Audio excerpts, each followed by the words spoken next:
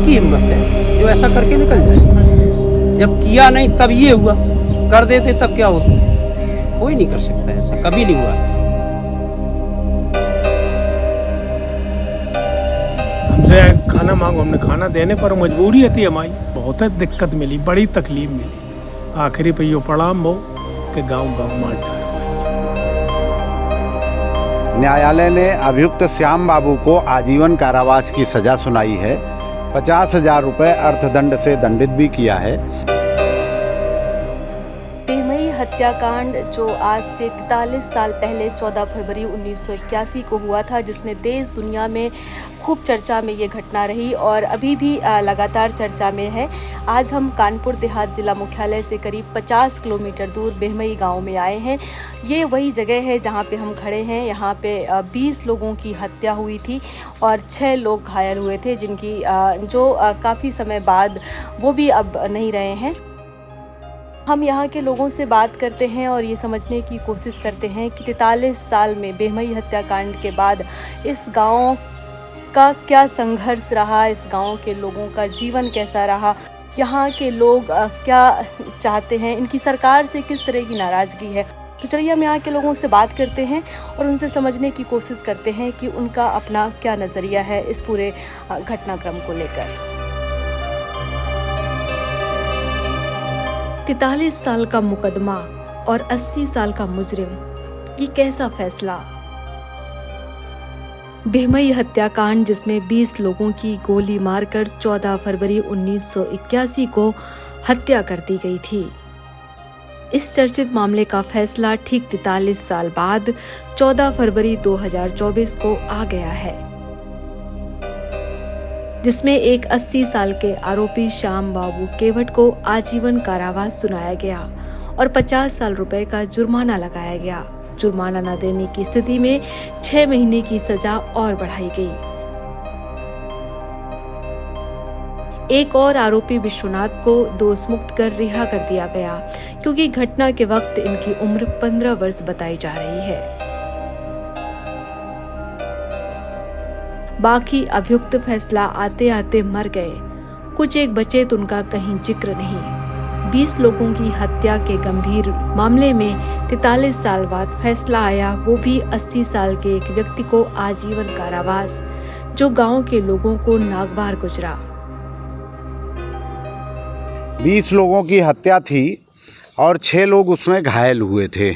ऐसे कुल 26 के ऊपर हमला हुआ था और पूरे गांव में लूटपाट हुई थी। न्यायालय ने अभियुक्त श्याम बाबू को आजीवन कारावास की सज़ा सुनाई है। 50,000 रुपये अर्थदंड से दंडित भी किया है। अर्थदंड की अदायगी न होने पर 6 माह के अतिरिक्त कारावास की सज़ा भी है। लेकिन फिर भी उन्होंने अदालत को शुक्रिया कहा कि जिस मामले की केस डायरी ही खो गई हो, उस मामले में कम से कम 43 साल बाद उसी तारीख को फैसला तो सुना दिया गया, जिसकी उम्मीद यहाँ के लोगों ने लगभग छोड़ दी थी। जिस आदमी को सजा की जगह पे फांसी होना चाहिए था, फांसी की सजा होती तो मेरा दिल आज गदगद हो गया होता। फांसी ना होने के कारण उसको सजा सुनाई गई, लेकिन कोर्ट और राजनीति में जो हुआ है वो बहुत गलत हुआ। एक आदमी को एक आदमी को मार देता है, उसको फांसी की सजा दिलाई जाती है। आज मेरे 20 बुजुर्ग, मेरे पिता, मेरे भाई जो मारे गए हैं, उस आदमी को, एक आदमी को बरी किया गया, 3 आदमी जो हैं अभी बागी हैं, उन आदमियों को अरेस्ट नहीं किया गया और एक आदमी को सजा सुना करके 50,000 जुर्माना कर दिया। तो इससे हमारा कोई वो नहीं है। यूपी के कानपुर देहात जिला मुख्यालय से करीब 50 किलोमीटर दूर राजपुर ब्लॉक का बेहमई गांव उस वक्त चर्चा में आया जब यमुना किनारे बसे बीहड़ इलाके के बेहमई गांव में दस्यू सुंदरी के नाम से मशहूर फूलन देवी के गिरोह ने 43 साल पहले 14 फरवरी 1981 को 20 लोगों को एक कतार में खड़ा करके गोलियों से भून दिया था, जिसमें 6 लोग बुरी तरह से घायल हो गए थे। इस घटना के बाद इस इलाके के लोग सालों साल दहशत में रहे। यह गांव तो महीनों वीरान पड़ा रहा।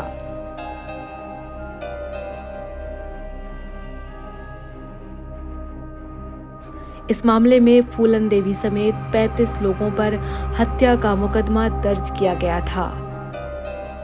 बेहमई के चर्चित हत्याकांड का फैसला डकैती कानपुर देहात कोर्ट ने 14 फरवरी 2024 को सुनाया। यह फैसला तब आया जब मुख्य आरोपी फूलन देवी सहित अधिकतर आरोपियों की मौत हो चुकी है। फूलन देवी की 25 जुलाई 2001 को शेर सिंह राणा ने गोली मारकर हत्या कर दी थी। इसके अलावा इनमें से किसी की मौत हत्या, पुलिस मुठभेड़ या फिर स्वाभाविक रूप से हुई। 14 फरवरी को फैसला आने के बाद हमारी फोन पर बातचीत इस गांव में रहने वाले बाबू सिंह चंदेल से हुई, जिनके पिता समेत 2 चाचाओं की इस मामले में हत्या हुई थी। पिता थे, हमारे 2 भाई थे, 3 आदमी की डेथ हुई थी हमारे घर में। उस वक्त आपकी उम्र कितनी रही होगी? उस समय मेरी उम्र लगभग 5 वर्ष होगी। मैं पिताजी की गोद में था। पिताजी की गोद में था। गोद में पिताजी से बदमाशों ने पूछा कि आपके कितने पुत्र हैं। पिताजी ने कहा कि आपका हमारे एक ही पुत्र है। तो बदमाशों ने कहा कि आप उतार दीजिए इसे। मुझे उतार दिया गया। इसके बाद में फिर मैं चला गया। पिता ने मेरे से कहा कि बेटा जाओ, आज के बाद तुम्हारी माँ है, मैं नहीं हूँ। इतनी सुन करके मैं चला आया। इसके बाद में गोलियां धड़ाधड़ चलने लगी। इसके बाद में जब मैं वहां पहुंचा तो मुझे लथपथ खून से दिखाई दी। मैं भाग आया। जिस जगह फूलन देवी ने 20 लोगों की गोली मारकर हत्या की थी, उसी जगह पर गांव के लोगों ने शहीद स्मारक स्थल बनाकर मरे हुए 20 लोगों का नाम, उम्र, गांव का नाम, पिता का नाम समेत घटना की तारीख, सन और दिन का उल्लेख किया है। आज भी इस स्मारक की गांव के लोग पूजा करके अपनों को याद करते हैं। इस स्थल पर हर साल 14 फरवरी को पूरा गांव मिलकर शोक सभा आयोजित करता है।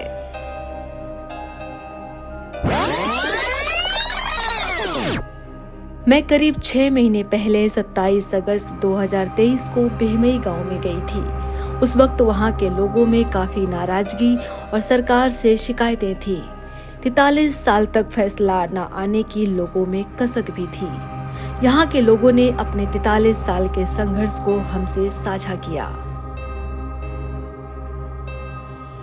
625 वोटिंग वाला बेहमई गांव ठाकुर बाहुल्य गांव है। यहाँ के लोग आज भी मुख्य सड़क से नहीं जुड़ पाए हैं। सरकारी योजनाएं बीहड़ के इस इलाके में पहुंचने से पहले ही दम तोड़ देती हैं।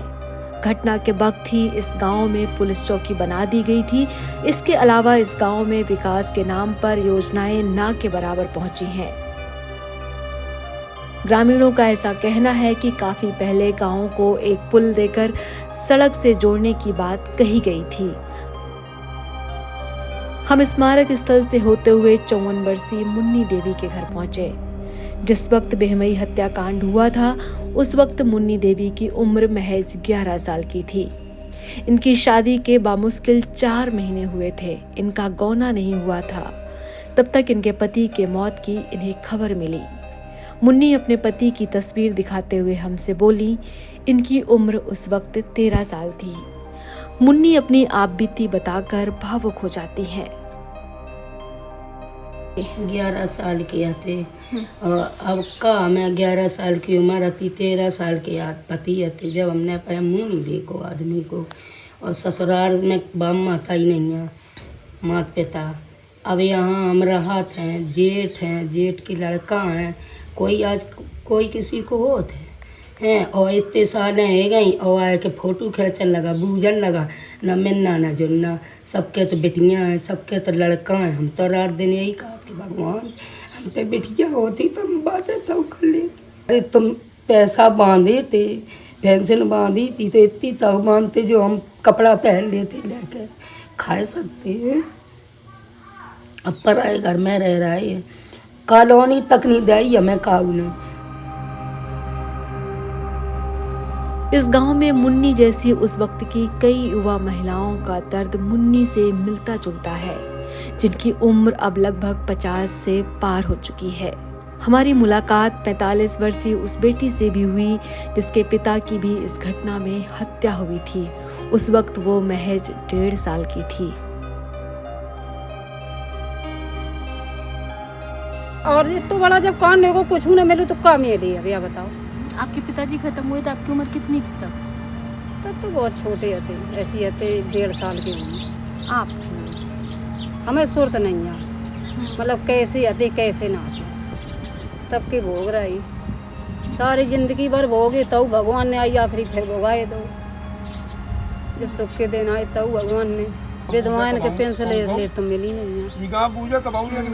अब तो इसीलिए विधवान के पेंशन मिल रही, इतनी बड़ी घटना भाई तिनके पेंशन लेने मिली। एक मर्डर करे पे सरकार 7-7 लाख रुपया दिए हैं, और इन 7 रुपया से भेंट नहीं है कहोगे।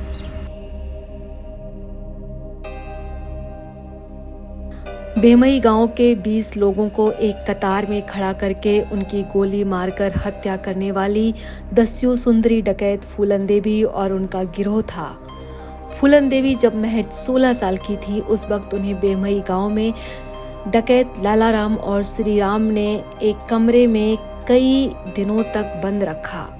इस दौरान फूलन देवी के साथ गांव के कई लोगों ने कई दिनों तक गैंगरेप किया था। इसका विरोध करने पर उसके साथ मारपीट और जाति सूचक गालियां दी गई थीं। फूलन देवी इनके चंगुल से बामुश्किल भाग पाई थी। अपने ऊपर हुए अत्याचारों का बदला लेने के लिए फूलन देवी बीहड़ में जाकर डकैतों के संपर्क में आकर दस्यु सुंदरी के नाम से मशहूर हो गई। फूलन देवी ने अपने ऊपर हुए जुल्म का बदला लेने के लिए 14 फरवरी 1981 को अपने गिरोह के साथ बेहमई गांव में धावा बोल दिया और 20 लोगों को एक कतार में खड़ा करके नारे लगाते हुए गोली चला दी। हालांकि गांव के लोग फूलन देवी के इन आरोपों को निराधार बताते हैं।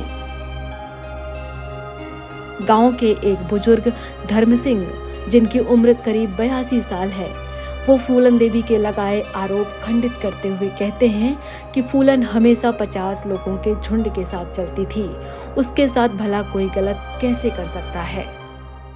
पारे से धक्का किसी का नहीं है, बिल्कुल झूठ बोला तेवर।